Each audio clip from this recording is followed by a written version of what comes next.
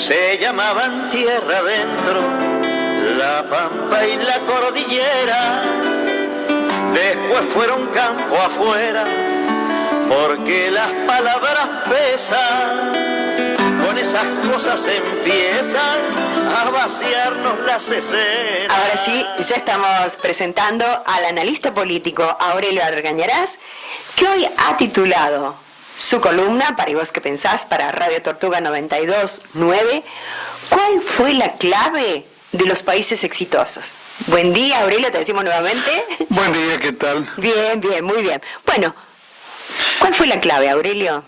Bueno, cuando uno lo escucha a Milei hablar de cuestiones históricas, económicas y sociales, tiene la impresión de que este hombre ha dedicado más tiempo al Mario Bros que a los libros, y que, digamos, a pesar de las fanfarroneadas intelectuales que hace, ha dedicado más tiempo al Mario Bros, y además tiene la impresión de que se ha decidido en algún momento a vivir en la burbuja de Mario Bros y a no atender al mundo real, a no sentirse obligado a dar cuenta del mundo real, porque varias veces lo hemos escuchado decir que los países donde rige la libertad de mercado son los países que se han hecho ricos, que son prósperos, y los que mejor han resuelto el problema de la pobreza. Y resulta ser que en esa definición, Milei omite lo que todos los historiadores, economistas, los intelectuales del mundo, de todas las tendencias, consideran que es el fenómeno más portentoso del desarrollo económico de la historia mundial, que tiene un nombre, se llama China. China sacó en los últimos 30 años 400 millones de personas de la pobreza. Y tan próspero y avanzado está logrando elevar su economía, que la semana que pasó hemos visto una medida que se podía calificar de desesperada por parte del gobierno de Estados Unidos, el gobierno de Biden, fijando una tarifa aduanera del 100% para el ingreso al mercado norteamericano de los vehículos eléctricos, de los automóviles eléctricos chinos, porque si Estados Unidos no se protege en esos términos realmente leoninos, porque las tarifas aduaneras del 100% son casi desconocidas en el mundo, si no protege su producción automotriz eléctrica en esos términos, va a ser vencido por China. Rápidamente sería vencido por China, que ha logrado producir automóviles eléctricos excelentes a precios que son imposibles de alcanzar por los Estados Unidos y por los países de Europa. Hay algo más. Hace entre 10 y 15 años, Enrique Arceo, un economista argentino del equipo de Basualdo, de Eduardo Basualdo, escribió un libro dedicado a la crisis del 2008 que se llama El largo camino a la crisis.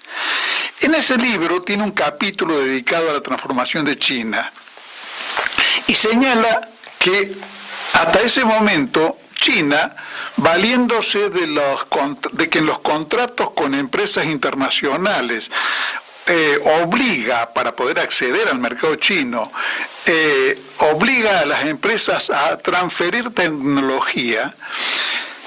Valiéndose de ese recurso, China, ha ido apropiándose de la tecnología más avanzada del mundo, porque tienen que transferir la tecnología avanzada, no la tecnología de hace 40 años.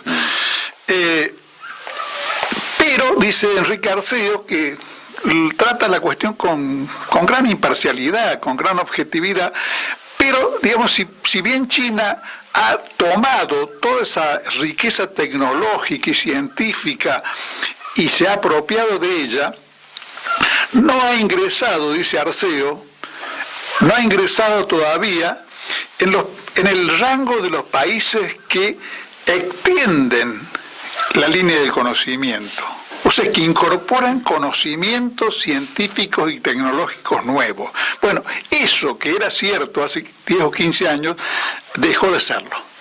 O sea, China está en este momento en el rango de los países que no solamente avanzan en el terreno de la ciencia y de la tecnología, anticipándose a los demás, sino que además tiene una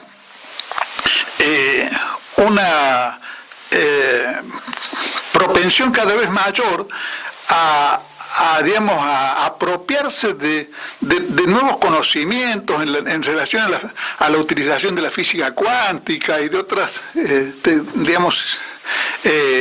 conocimientos científicos modernos para realmente revolucionar la producción económica.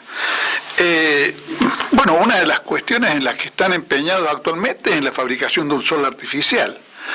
Nada más ni nada menos que eso, ¿no? Bueno, y se han transformado en algo temible para los Estados Unidos y para Europa y Japón.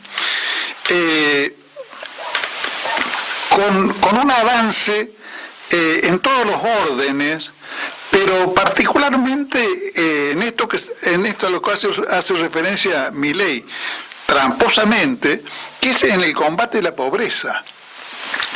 China está logrando lo que ellos denominan ser una sociedad medianamente acomodada. Y han logrado hasta en los últimos 2 o 3 años terminar prácticamente con algunos bolsones de pobreza extrema que tenían en algunos rincones ignotos de un país que es un país enorme, tiene más de 9 millones de kilómetros cuadrados. Y por supuesto, tiene un desarrollo que naturalmente es desigual, el desarrollo es desigual en todos los países del mundo, pero por ejemplo, el Producto Bruto Per Cápita chino, que está en el orden de los 12.000 y pico, más o menos, es aproximadamente 6 veces menor que el de Estados Unidos, que está en el rango de los 70.000. Pero es tan bajo porque tiene, digamos, el Producto Per Cápita de cualquier país incorpora todos los niveles de producción de per cápita, o sea, de los niveles más avanzados a los niveles más atrasados. Y en el caso de China, ese promedio relativamente bajo se lo genera el mundo agrario, que todavía es muy amplio en China, y es muy eficiente, pero es muy eficiente con métodos tradicionales. O sea, es muy eficiente con métodos tradicionales porque China ha sido renuente a introducir tecnología en el campo que anule la utilización de la mano de obra para no crear una situación socialmente muy compleja, porque trata de graduar la migración de población rural a la ciudad, que ha sido en las últimas, bueno, la China actual lleva 75 años, o sea, la revolución triunfó en el 49, y digamos, de una población que en esta época era superior al 80% de población rural, ahora está más repartida, más o menos entre mitad y mitad de la población china viven en ciudades. Pero bueno, realmente desconocer el fenómeno de una sociedad que no es una sociedad de libre mercado, sino que es una sociedad donde se combina la producción de grandes empresas del Estado con emprendimientos privados, que algunos son muy grandes, pero que están rígidamente controlados por el Estado chino, que además tiene la mayor parte de los bancos y la propiedad de todas las empresas estratégicas del país. O sea, la economía china es lo que se llama un capitalismo de Estado. Traducido en términos argentinos, es una cosa que para nuestro conocimiento podríamos acudir a la experiencia, a lo que fue la experiencia del primer peronismo. ¿Por qué digo esto? Porque en el primer peronismo, el peronismo de 45-55, el Estado manejaba todo el comercio exterior. Sí. Tenía nacionalizados los depósitos bancarios. Eran del Estado los ferrocarriles, los teléfonos, la producción y distribución de energía. Es decir, todo lo que hoy es privado, o una buena cantidad de las cosas que son hoy privadas, por obra del menemismo. Pero la flota mercante del Estado, el Estado era el propietario de la flota mercante que fue creciendo a lo largo de esos años, hasta trasladar una parte significativa del comercio exterior argentino, que es un modo no solamente de liberarse de la dependencia extranjera, sino además de incrementar la riqueza, porque en las exportaciones e importaciones, una parte de la ganancia está en los fletes, está en los seguros, está en una serie de cosas que no son directamente, si vamos a hablar de granos, no son directamente el valor del grano, sino son una serie de valores que se añaden al valor del grano, pero que forman parte del proceso económico. Bueno, si nuestras cosechas las trasladamos en barcos extranjeros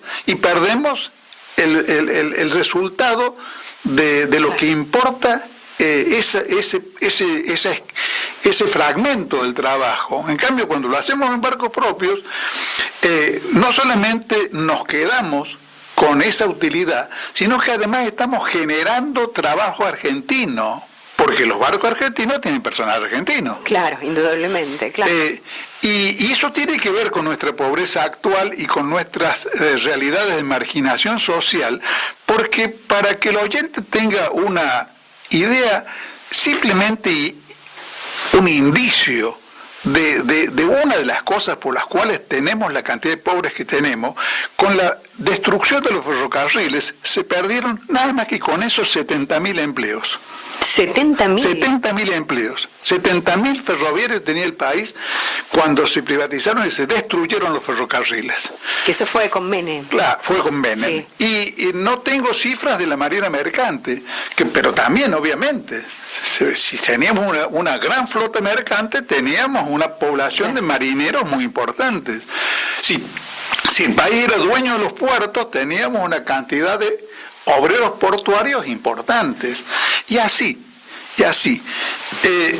Pero, por supuesto que eso no es todo en relación al tema de la marginación. También hay que considerar las revoluciones tecnológicas, la incorporación de robótica y otros fenómenos de la producción que han anulado mano de obra. Eso no es indudable, y sería un tema aparte.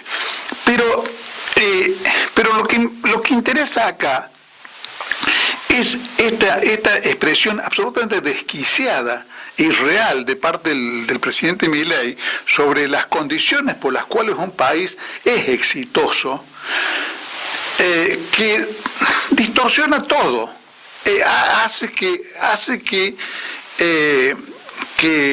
digamos, o contribuye por lo menos a que el país no entienda qué es lo que le pasa, cuáles son las causas de su atraso, cómo hemos llegado a la situación en que hemos llegado.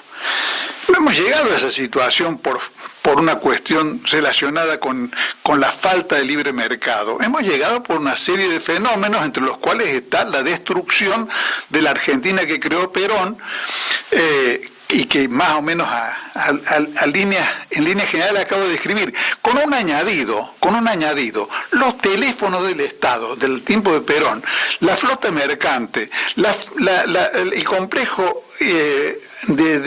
aeronáutico de Córdoba, que fabricaba aviones, tractores, automóviles y motocicletas, la empresa cordobesa de transporte urbano de pasajeros, que es la CATA, que es del Estado, todas esas empresas, digo esas porque no conozco otras, todas daban ganancia. Hay un libro sobre los teléfonos de la época de Perón, que el autor, que no es peronista, les reprocha el hecho de que la empresa dé ganancias. Porque él sostiene que una empresa del Estado no tiene que dar pérdida, pero tampoco debería dar ganancias, sino trasladar esa ganancia a los precios que cobra el usuario, para que el usuario, en este caso los teléfonos, pague un poco menos.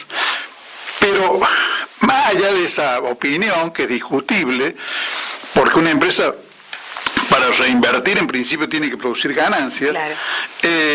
Más allá de su opinión, el hecho es que la empresa era superavitaria, como es hoy por hoy superavitaria Aerolíneas Argentinas, que está en vías, según la intención de Milei, de ser privatizada.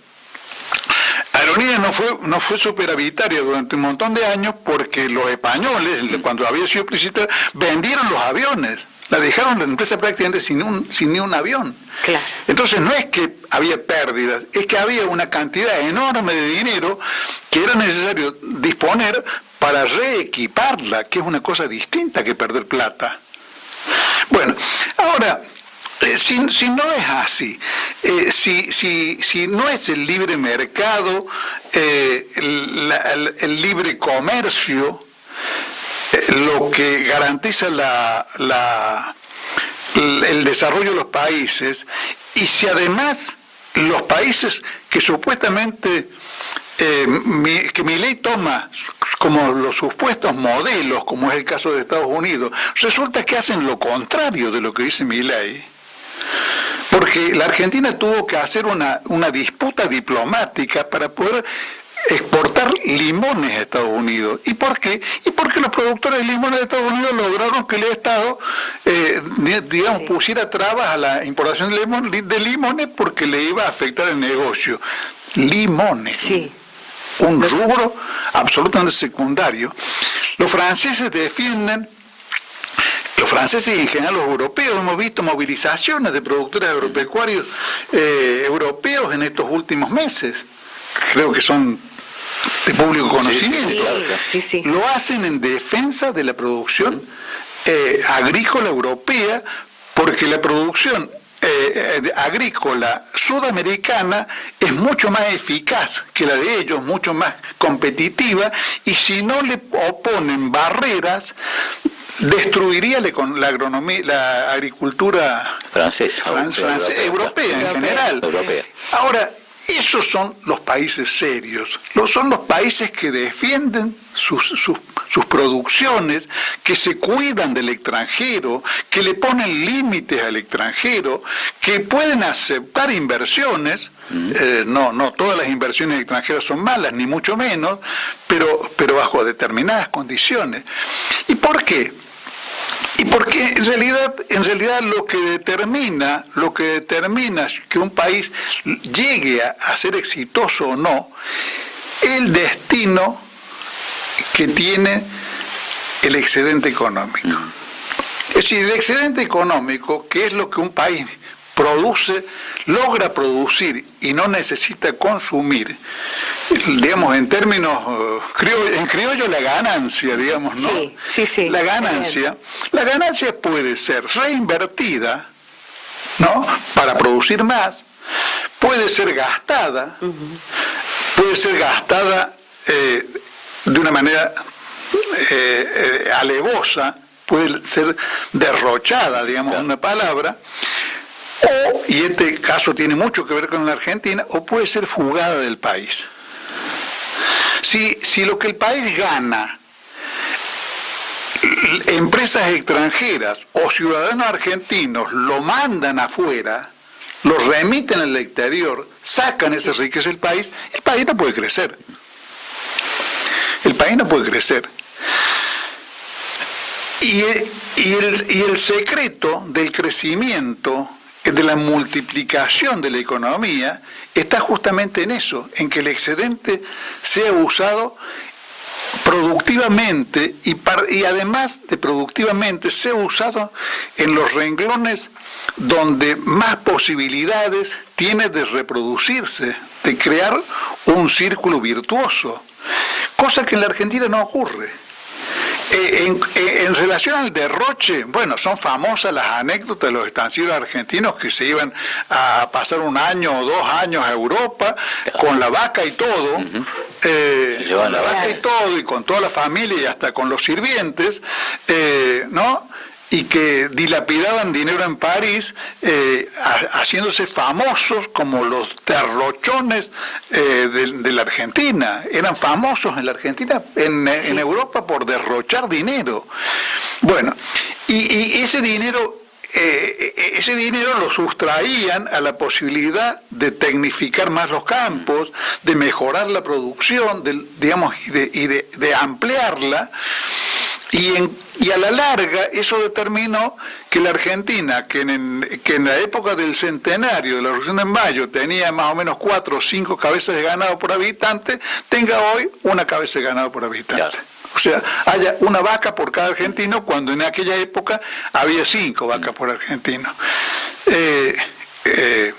Uno podría, no sé, matar a 40 millones de argentinos para que volvamos a la ecuación de 5 vacas por argentino, o si no, tendría que matar a los ganaderos ponerles una pistola en la cabeza para que produzcan más eficientemente y no inviertan lo que ganan en comprar departamentos en Rosario, en Córdoba, en Puerto Madero, en Miami o en Punta del Este, que es lo que realmente hacen.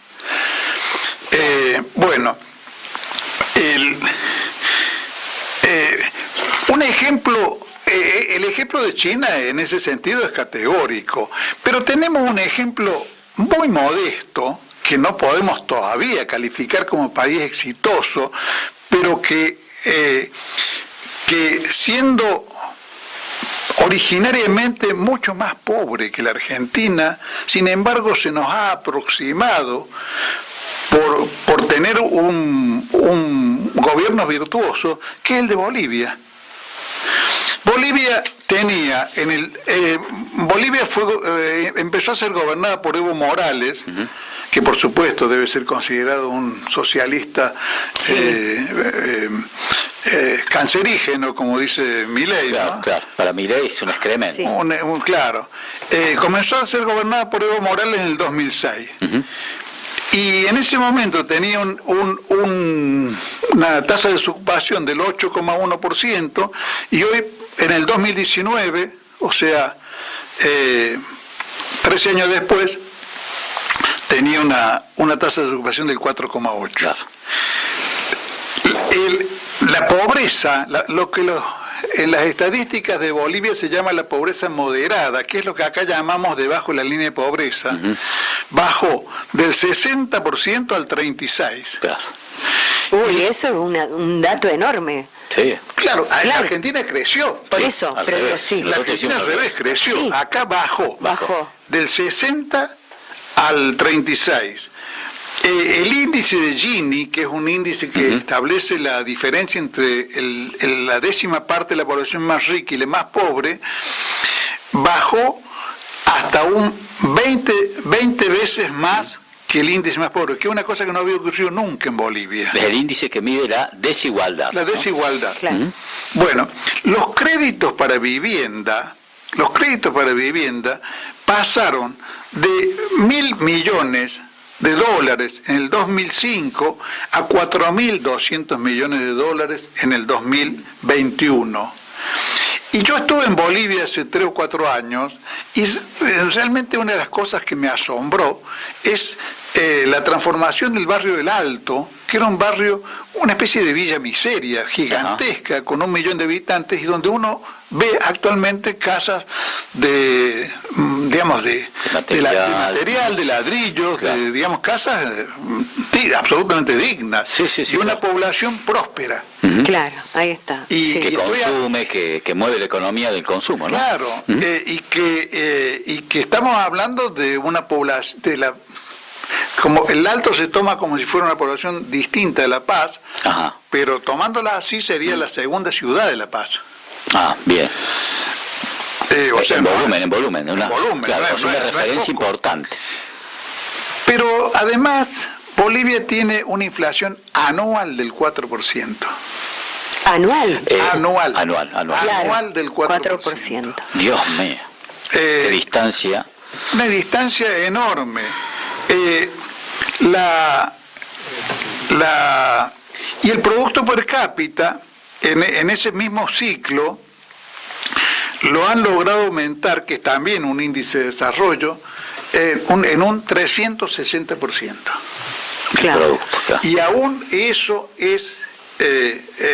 a eso ha sido contrarrestado, a pesar de que fue breve, por el periodo del golpe de Estado de la Yanín Áñez, que fue desastroso. Pero hay un dato que es muy significativo y que realmente le produciría una úlcera a Milei si lo registrara, y es que durante el periodo de Yanín Áñez, la inversión extranjera directa cayó en 226 millones de dólares negativos. ¿Por qué? Y ahí también hay otra clave. Porque la inversión extranjera directa, no la especulación con la que juega Caputo, del tipo que pone... está pensando que en 2 días la saca. Claro, la inversión productiva extranjera directa, y una de las cosas que reclama es certidumbre. Entonces, durante el periodo de Yanín, que evidentemente era un tembladeral, que nadie apostaba un peso porque, no puso un mango. Directamente. Claro. En cambio, ha sido positiva en las inversiones en Bolivia durante todo este periodo, pero, digamos, en condiciones estrictas puestas por el Estado. Por ejemplo, la renta petrolera de Bolivia, antes de que los yacimientos pasaran directamente a yacimientos petrolíferos fiscales de Bolivia, las empresas entregaban a Bolivia el 20% de la renta. El primer gobierno de Evo les puso el 80% de renta.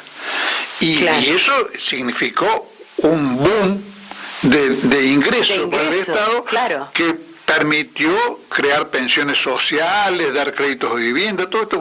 Entonces, y aún así, Aurelio, poniéndole el 80%, continuaron, o sea que la ganancia también para ellos. La ganancia sigue existiendo, porque la ganancia petrolera es gigantesca. Por eso Noruega, que también es un país serio al que Milei podría tratar de imitar, le pone la renta petrolera al 80%. 80% de la renta. Entonces, claro, uno no puede con esto calificar a Bolivia ya actualmente como un país exitoso. ¿Por qué? Porque hay otro factor que sí vale para China y no vale para Bolivia, y es la larga duración.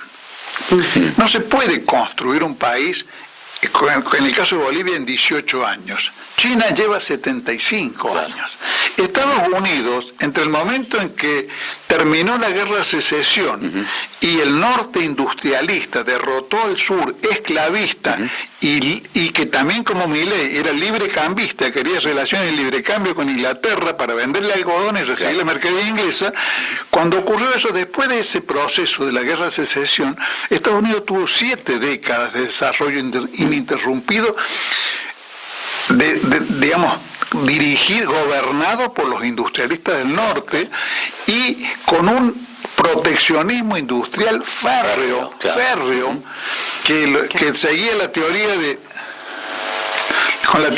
Hamilton, Sí, no, te escuchamos. La teoría de Hamilton, como en Alemania, la teoría proteccionista fue obra de Lis, Federico Lis, porque los países que habían llegado al terreno industrial después de Gran Bretaña, si no se protegían, eran vencidos por Gran Bretaña. Claro. Se los comía crudo. Claro. Se los comía crudo, comía crudo. Entonces, los alemanes y los norteamericanos decían, vamos a ser librecambistas cuando tengamos la misma productividad industrial que Inglaterra. Claro. Bueno, esas son las reglas de la economía.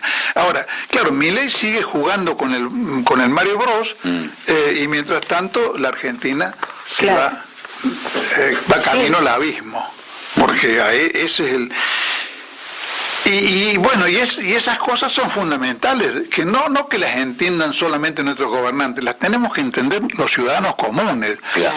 Porque si los ciudadanos comunes lo tuviéramos en claro, seguramente elegiríamos otra clase de gobernantes. Claro, y que es fundamental, Aurelio, porque más allá de que el partido que uno quiera estar o sentirse identificado, preguntar, decir, bueno, a ver cómo es la propuesta que tiene con respecto a estos temas.